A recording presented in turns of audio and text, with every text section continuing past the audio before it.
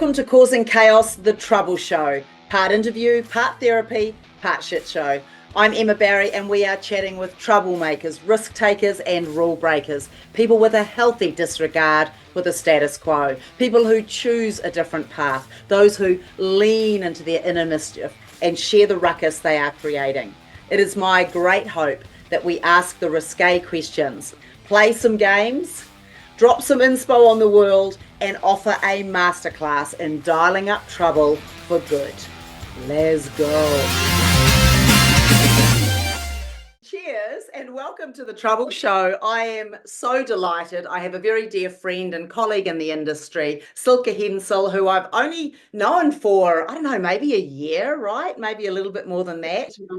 Yeah, something like that. And I'm just so delighted to have you on the show because I meet people who come from other countries and I'm so inspired by what you bring because you're from Germany, living here, and like me, you are a bridge both back to Europe and also from Europe to here. So welcome to the show, Silke. Tell me, what are you doing? What's your background and what are you doing today? Yeah, first of all, thank you, Emma, for having me. I'm excited to be here today to talk about my journey and the work I'm doing in the health and wellness industry. As you said, my name is Silke. I'm an advisor and fractional executive for over 15 years in the health and wellness industry. I'm originally from Germany, so I have experience in the European and the American business in the health and wellness industry. And as the former chief marketing officer of RSG Group, I had the privilege of managing iconic brands like Gold's Gym, John Reed and HEIMAT. I specialize in building lifestyle brands and crafting strategies in our industry. And beyond that, I also advise private equity firms, helping them make decisions on investments in the industry, especially when it comes to brand strategy and future growth. And one of my key focus is, is Gen Z, the most active generation in our industry. Well, that sounds great. It's interesting when you talk about coming to the US, everyone thinks you sort of arrive on the shores and start printing money. I'm really interested in what are the biggest misconceptions you see? I mean, you're a German coming to the US. I'm a Kiwi/UK person coming to the US. Things I've observed are people literally think it's going to be quite easy. They think they can drop a sales team in Dallas or somewhere like that and sort of take over the world. And what are you seeing? What are the biggest, mismatches or discrepancies you're seeing with people who want to come to the US, what they think it's going to be like, and then the harsh reality of what you're telling them it is like having come to the US and started successful brands? So I think the most misconception I see is mostly that successful companies in Europe coming to the US and they believe that they can bring their success into the US. And that's kind of true. But at the end, you are starting from scratch. Right? So you're new in the US, no one knows you, even if you have a good proof of concept, still you have to start as a startup most of the time, unless you are in a big company or corporate, but still it's like you are entering your same market, but it's a new market. If you're coming from supplements, right, you have to spread your word, you have to structure yourself. So it's really like starting from scratch. That's the most I realize most of the time.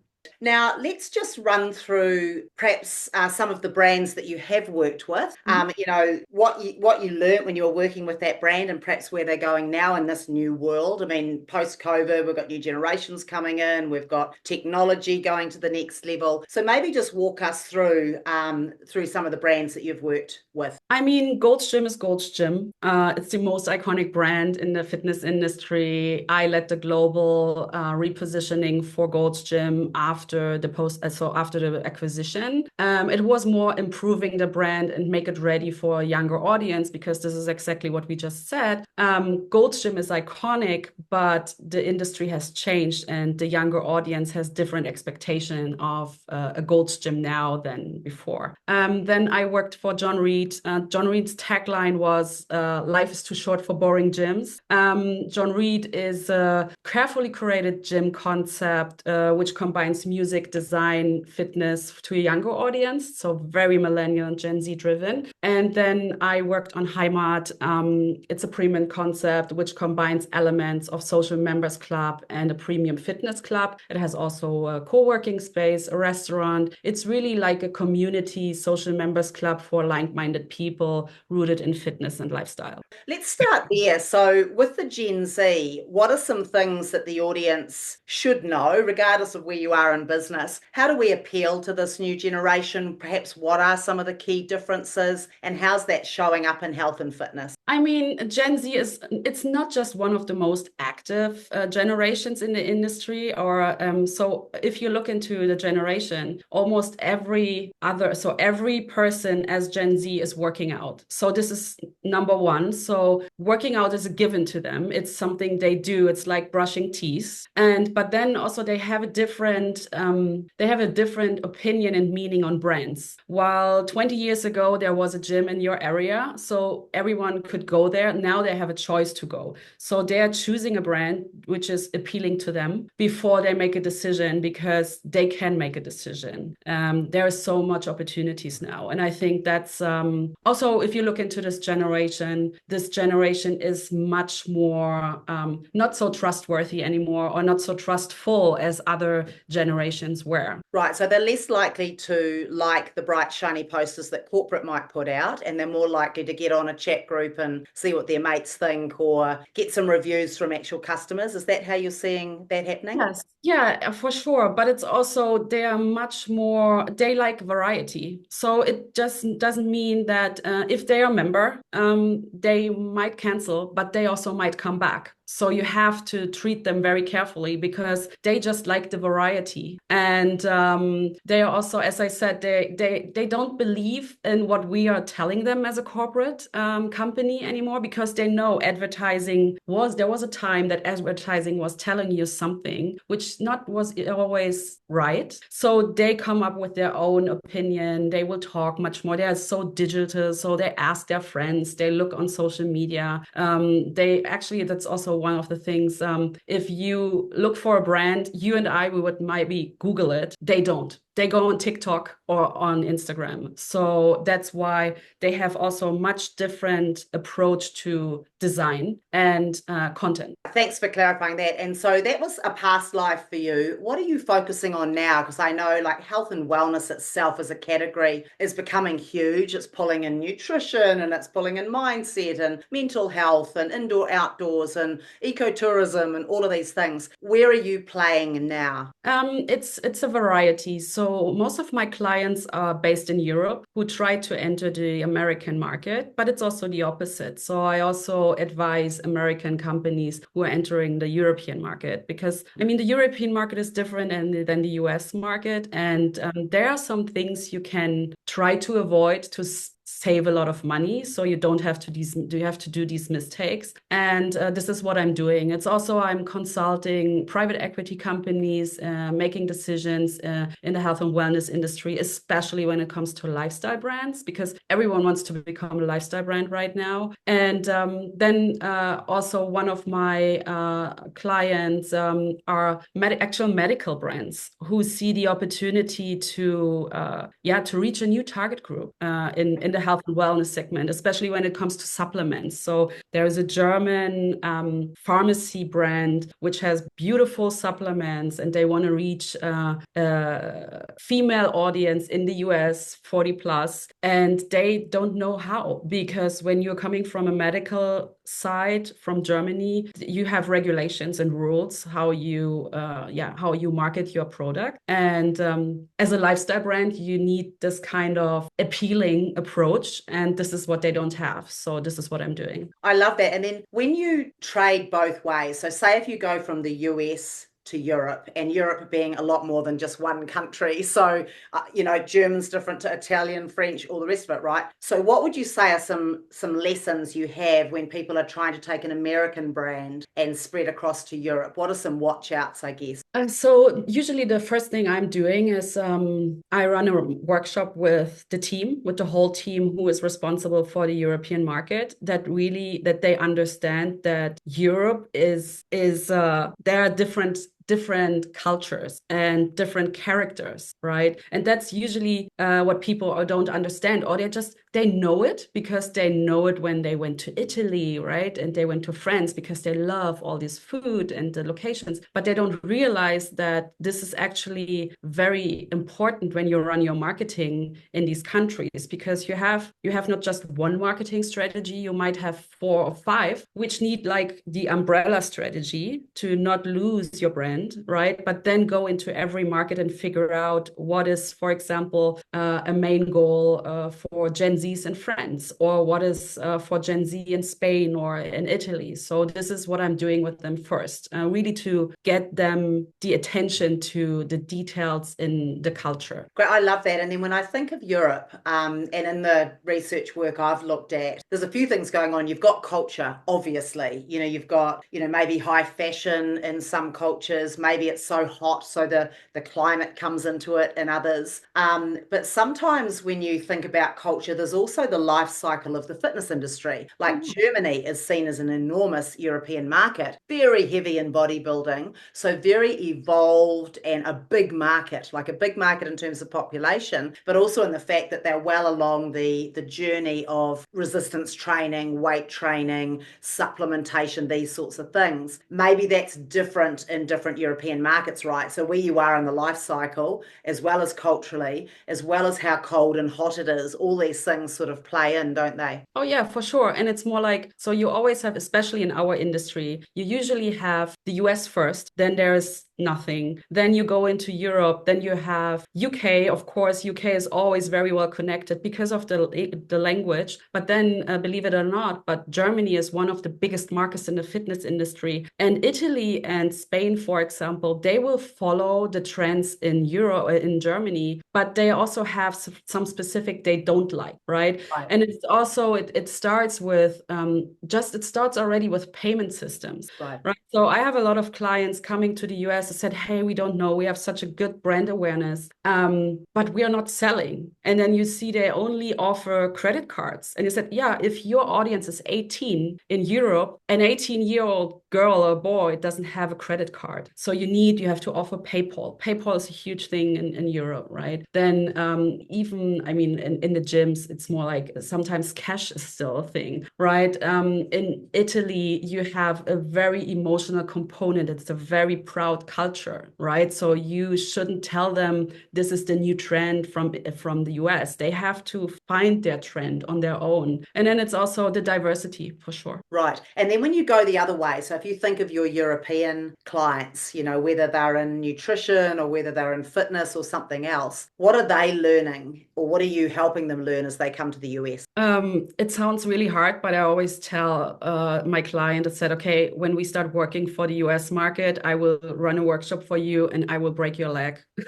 And it's not because I don't want to hurt them. It's just like you have to get rid of the expectation, because number one, you need much more money for the US before you even think about starting, right? It's more like in Germany or even in Italy or Spain, you can run marketing on a very, I don't want to say very low budget, but it's much more easier before you enter the US, right? Then you also have to focus on, do you really want to start abroad in the US, or do you want to start in the East or West Coast? And it's these things people don't think about. And then number two is most of the time people telling me, we are such a successful company in Europe. And I said, that's good, but just reset that, because no one cares and no one knows in the US. So you actually start from scratch. So what I tell my clients usually is take all the good things you learned over the years when you built your company in Europe, take this out, take it with you, build it into your strategy, but don't stay so focused on it, because you have to change it, and you will change it as soon as you enter the US market. Great, I love that. And then what have you noticed, like you're a female executive in the health and fitness,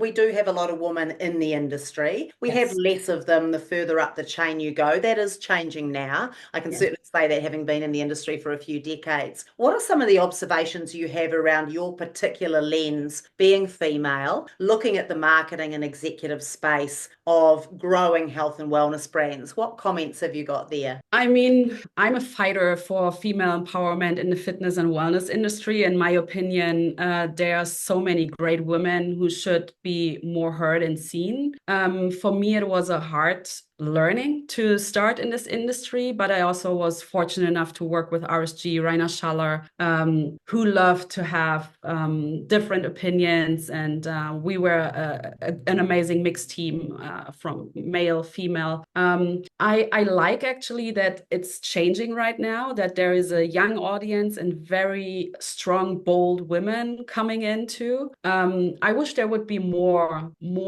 female executives, because I see we always have to work twice. And sometimes we also get a little bit like the smile. And I think people sometimes don't understand that the connection between emotional connection and business is actually the best way to work in the industry we work in, because you always need the emotional connection. And I can see that you're out there and providing that perspective in a lot of different projects, and you're on a lot of panels, you go to a lot of events. I'm very excited to see you in New York soon. So what advice, just final comments, what advice do you have to people in health and wellness? You've got this amazing background in your short life of marketing and how to speak, which is really messaging. It's helping people find the things that are going to bring joy to their life, right? Like what teachings, what final thoughts do you have for the audience? It's always like, number one is find your why. So why are you doing it? And then also find your USP. What's your unique selling point? And of course, we all run, let's say you're a gym, right? Of course, we offer access to equipment, but it's like, what makes you different, right? And it doesn't have to be much sometimes. Sometimes people are always like, I see it,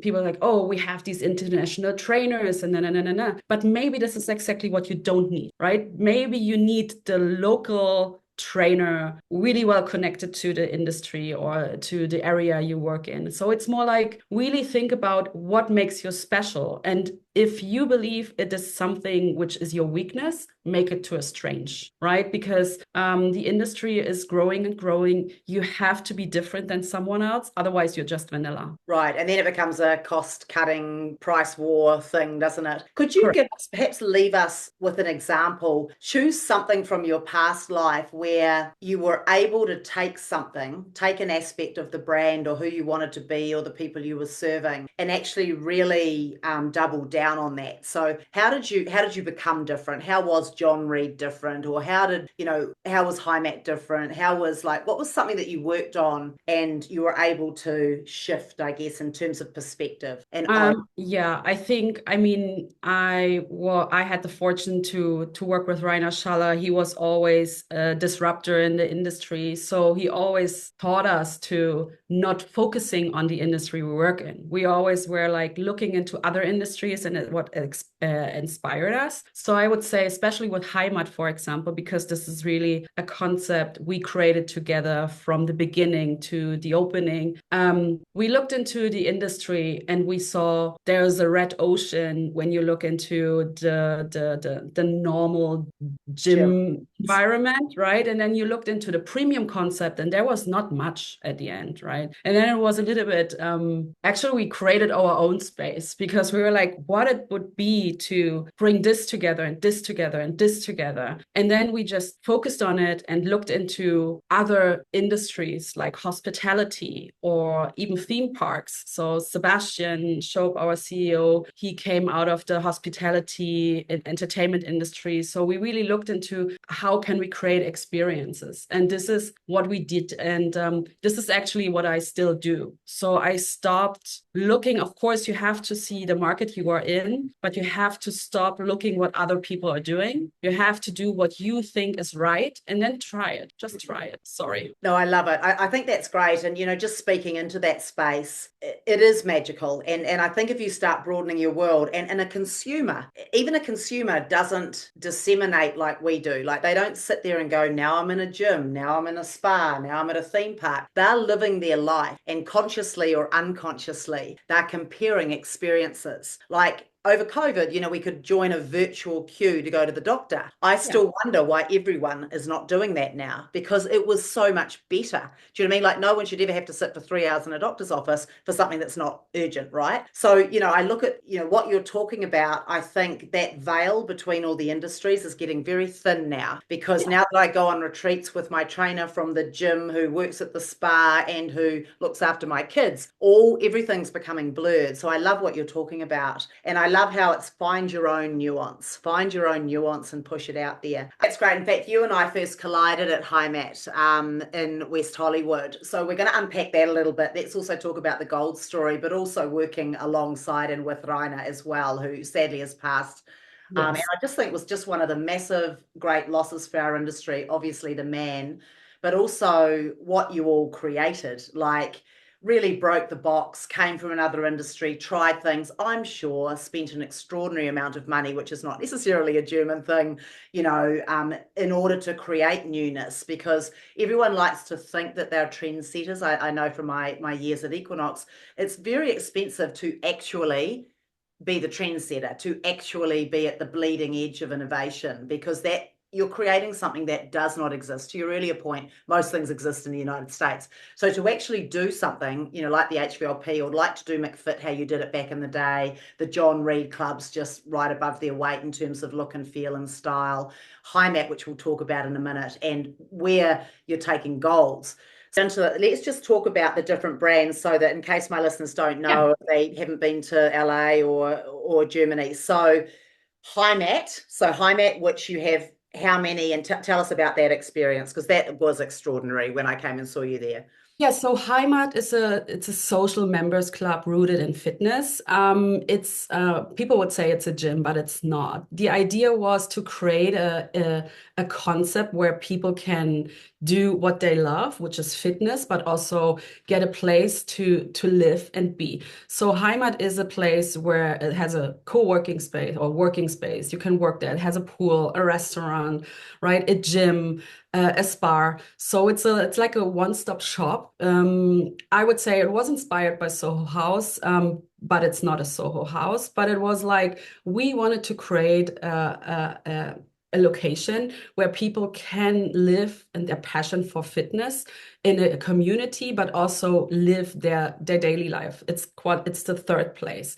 Right. And just on that, my experience of that, just to sort of color, first of all, it's very luxury and it's very VIP. And everyone I know was, can you introduce me to Silke so I can get and part of that is that it's managing the entrance, isn't it? It's really creating that exclusiveness. But first of all, HEIMAT means home. Am I correct? Correct. So HEIMAT means home. It's a word it's a German word. There is no American equivalent. I always can't say. But it's hard for someone from Germany to talk. It is. You should hear my German. But no.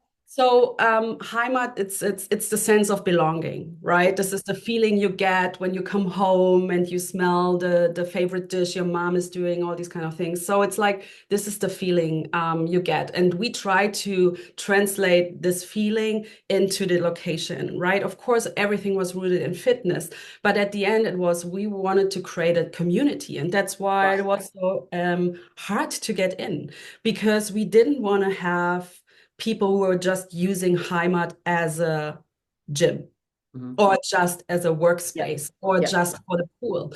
We want to have people who are living the brand idea we created.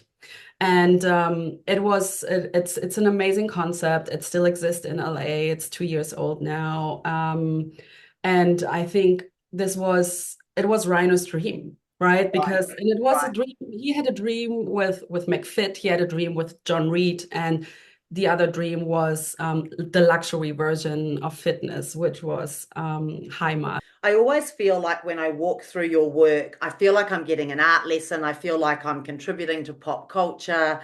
Yeah. There's always a DJ booth. The music is outstanding, and I have to give that as a shout out. Coming from group fitness, whenever I go into your facilities, I'm like, okay, you've spent some money really soundscaping this whole experience again because it's important to the Gen Zs, the millennials.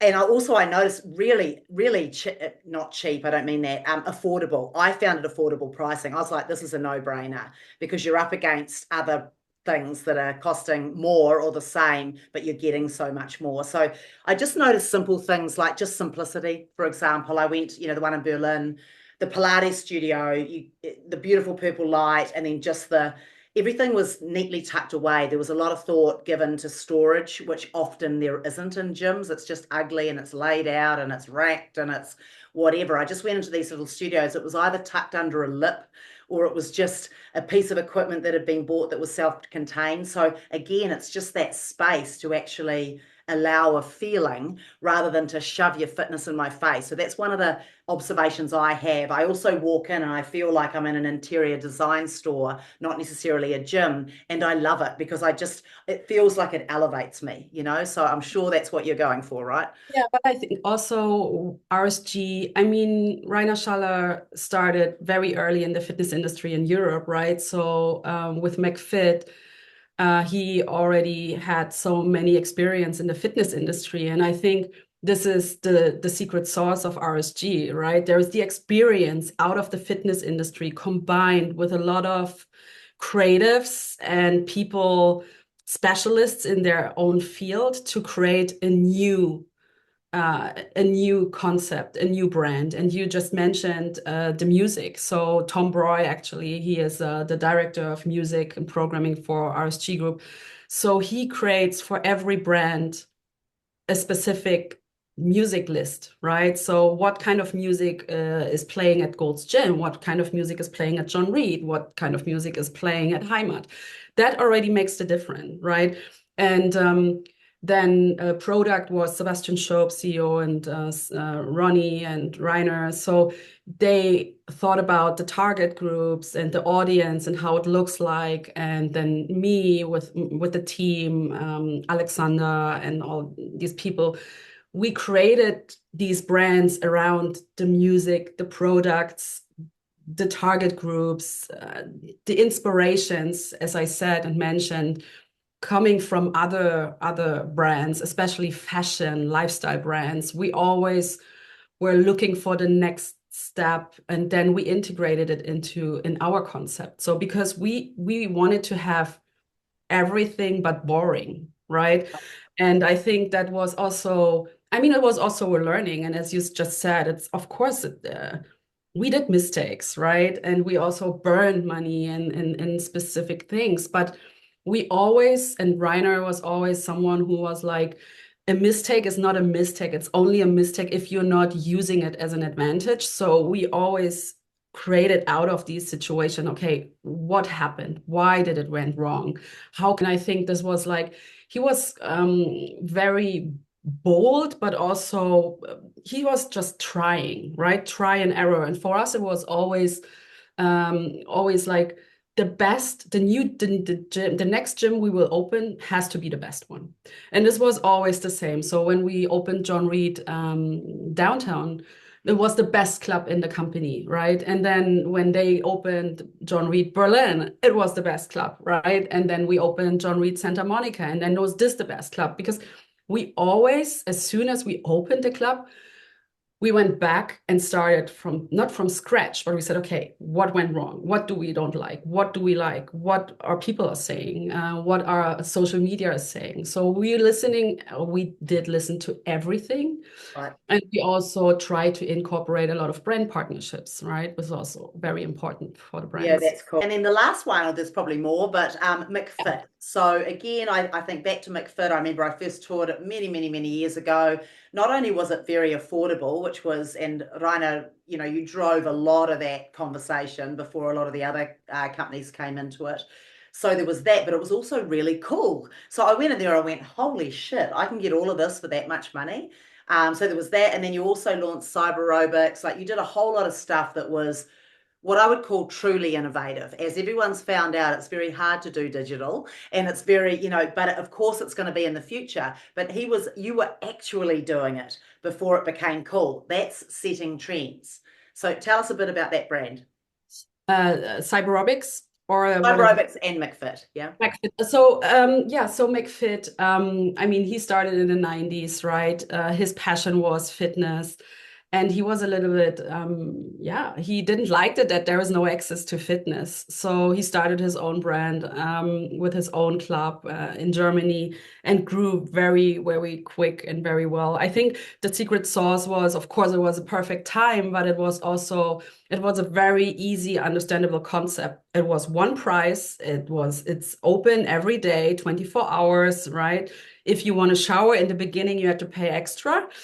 And that was it. There was no towel service, no bar, no shishi, as he would say. And I think for the fitness customer, this was everything they were looking for, right? So this was McFit. Was growing very, very fast in Europe. When I came in, it was in 2008. It was exactly at the time, I think he had 60 clubs, 60, 80 clubs.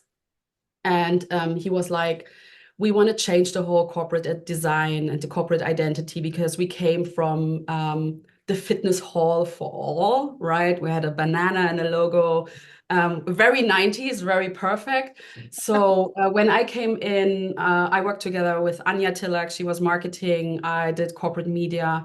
So Björn Schultheis, he was the marketing department head as well. So the idea for Rainer was like create McFit into a more modern brand, which is still a discount brand, but which doesn't look like a discount brand. I think this was always his ambition to offer an amazing product for a much more amazing price, right? So because for him it was always like if people are happy with the price and the product, they will stay. And I think that was also with McFit, we could see that people were, I mean, the membership was $20, 20 euro. It was nothing. So people didn't have an issue to just keep the membership, right? So this is McFit. It was growing fast in Europe. We opened in Austria, Spain, Italy, right? So it was fast growing, and we always did amazing marketing, I would say, because it was always different. So Right. we worked with the kids goes, we did some funny marketing. So it was just new. And with Cyberobics, the app, I think it was a little bit too early at this time. It was before COVID, Yeah. before fitness at home and on demand was a thing. But Rainer already had this vision, and we created fitness content in an app in Hollywood movie quality, which was quite expensive, but it was also amazing, right? We worked with people like Kate Hudson and Barbara Becker, German actress. So it was amazing. I think with RSG, with all these brands, as I said, there was a lot of trial and error, Yeah. right? Sometimes you can say it's good, sometimes you can say it's bad. Of course, some things worked, some didn't work, but it was always the idea of RSG was always you have this customer in the middle, which is the fitness customer. What is the interest of this customer? What is the next, what they're looking for? So we created a magazine, a nutrition supplement line, right? So everything around this customer, because we knew that with the clubs, we already have the network, right? We have the audience. We just have to implement another concept. And then we could try, we could test, and then we could see if it works or if it doesn't. Yeah, that's great. And again, I just lean into that true innovation is expensive and it's hard Yeah. because it doesn't exist. And I would say, all those efforts, cyber robots, all the brands, all the ways of thinking things certainly helped reset the horizon. And I think back at this point to my, past with Les Mills, when we were trialing virtual, way before virtual became a thing, when we were trialing immersive cycling, way before immersive cycling became a thing. Often you look at something, you think, oh yeah, and you've been doing it for 5 or 7 years, burning cash, but creating a new reality which will come through. And I think you're right. And of course, the future is we're going to get whatever we want, wherever we are, in whatever way. Like that is the future. Getting there's expensive and hard, and you've got to take little turns. And of course, we had a pandemic in there as well. But I really hear you, and this is something that Raina was really great at. Was what's the cost? What are the big barriers? What's the cost, and what's the feeling? And that's the marketing promise, right? So I think that's super cool. I'm going to ask you some questions. If you could give a piece of advice, so where you are now, you've had an amazing career, you've done lots of things, you've had highs, you've had extreme lows. And you and I, we did catch up just after Raina had passed, and just one of the most incredibly hard times of your life personally, because he was a dear friend of yours as well. You would holiday together. It wasn't just a work boss. It was it was a way of life, right? So you've been through your ups and downs. If you could give yourself one piece of advice to your 10-year-old self, what would that be? I think I would tell myself, listen more to your gut and follow your feeling more, as I did in the beginning in my career, especially as a woman in this industry, and especially when you come also to the US, right? People are telling you, oh, you shouldn't do this in the US, and you shouldn't do that in the US. And as a woman, oh, you shouldn't do that. Nah, nah, nah. So I think that would be my advice. Cut the noise. Cut the noise and just listen to yourself and to your heart. I love it. And then if you ruled the world, what law would you ban? Ooh, that's a good question. Um, I think I would create a law where people have to get, I mean, I'm in marketing. I love creating targets and all these kind of things, but also this kind of stereotyping kind of thing. I think that would be a law I would integrate with site. It's not allowed. You are not allowed to I judge cannot stereotype. someone you No. don't know, because it actually it takes so much away, right, from people and also in growth. So this would be definitely something. And Love of that. course, So I'm there are no European. boxes. There are no boxes. We're colouring around the outside. Yep, I love it. And then my last question of these questions is, what's the biggest trouble that you've been in that you do not regret? Oh yeah. I think my biggest trouble was I mean, there's so much trouble I was in, especially when I was younger. I think I regret a lot. But yeah, I just did it anyways. I think that's the thing I don't regret. I created a lot of trouble. I was in a lot of trouble, and I still did it. And I'm sure I will have a lot of trouble in the future as well. And I think that's a part of you that you just said in the previous question you don't want to let go of. And that really sits at the heart of my brand. It's around uniqueness. And, when I say troublemaking, it's not necessarily with the law, but it's actually those things inside you that tell you a certain thing or that you resonate with, or the reason that you're here. The perspective you have on on your life and the world is very different, and that needs to come out. So it's a self-expression thing. So I think that's echoed in earlier questions. Oh, look, that's fantastic. Yeah, for sure. Now, before I give you your rapid fire questions, you're working out there, you're consulting, shameless plugs. Where do we find you? Anything you want to shout out that's happening on in your life, or any of those things? Yeah, I mean, you find me on LinkedIn. Yeah, I'm working as a fractional CMO. I couldn't make myself available for one corporate company right now. I'm happy to bring all my experience on the table, supporting European companies, but also American companies in the fitness, health, wellness space. Yeah, and I'm actually, it was, as you said, it was a journey after leaving RSG. I was like, whew, for me, it was totally clear that I will stay in the US. I don't want to go back to Europe.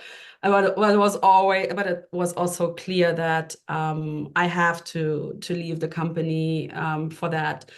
And it was challenging for me as well to just start your own business, be your own boss without your mentor. But actually, after a year, I can say it's amazing. I love my clients. I love the people I'm working with. I love bringing all my experience into it. And yeah, you can find me on LinkedIn. Oh, that's great. Right, rapid fire question to close us out. So you have a choice: karaoke in your underwear or dancing wildly in a public space, a public Dance, mall, a mall. dancing wildly in a public mall. Okay, moonlight skinny dip with a stranger or a secret rendezvous with an ex. Ooh, let's take the skinny dip. Okay, staying in one place your whole life, so you'd have to stay in LA your whole life, or travel continuously and never settle down. Definitely travel Okay, and never settle down. yeah, you and I are the same beast. Okay, mind reading ability or time travel ability. I would say as a woman, we are already able to Pretty mind read, nice. so I take the other. I love it. And last one, a crazy night on tequila or an unforgettable trip on shrooms. Mm, I take the shrooms. Everyone takes the shrooms. Yeah, because I know what happens when I drink too much tequila. Oh, that's hilarious. Hey, I want to thank you for being a troublemaker. Thank you for being in my life. I love the spin you always put on it. So wishing you all the best with your awesome creative work and look forward to seeing you in Venice soon. Thank you so much. Ciao.